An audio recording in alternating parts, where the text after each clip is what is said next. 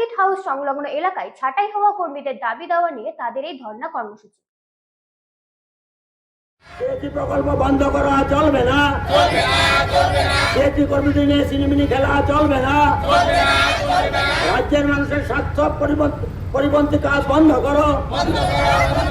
বয়সের সীমা আছে কিছু? বয়সের কোনো সীমা যখন নিয়োগ করেন তাদের বয়সের সীমা ছিল না।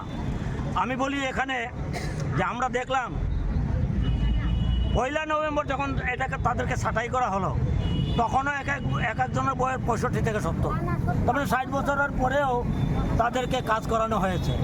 তাহলে 60 বছরের পরে যখন 60 বছর ছিল তখন তো বলতে পারতো, বা 60 বছরের আগেই তাদেরকে বলতে পারতো যে তোমার 60 বছর হয়েছে, তোমাকে আর চাকরিতে রাখা যাবে না বা এই কাজে রাখা যাবে না।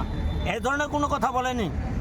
60 বছরের পরেও 10-12 বছর কাজ করানো হয়েছে তাদেরকে দিয়ে, অনেকেই এর মধ্যে মারা গেছে, কিন্তু তাদের ক্ষেত্রে কোনো ডাইং হার্নেসের কোনো ব্যবস্থা নেই।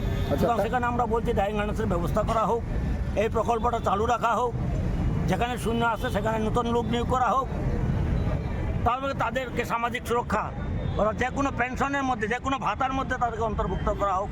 তারা তো জীবিকা এতদিন ধরে এই সার্ভিসটা করছেন, তারা কি খাবে এখন? হঠাৎ করে যদি কেউ চাকরি বন্ধ হয়ে যায় তারা খাবে কি করে? আচ্ছা, তাদের কিভাবে দেওয়া হয়তো, বেতন কিভাবে দেওয়া? বেতন তারা গভর্নমেন্ট থেকে অনুদান, গভর্নমেন্ট তাদেরকে প্রত্যেকটা সাব ডিভিশন ওয়াইজ এবং প্রত্যেকটা পঞ্চায়েত ভিত্তিক, ব্লক ভিত্তিক তাদের টাকাটা বরাদ্দ করত এবং তারাই তাদেরকে সরকারি নিয়ম মতে তাদেরকে টাকা পয়সাগুলি দেওয়া হতো। কত টাকা করে দেওয়া হতো?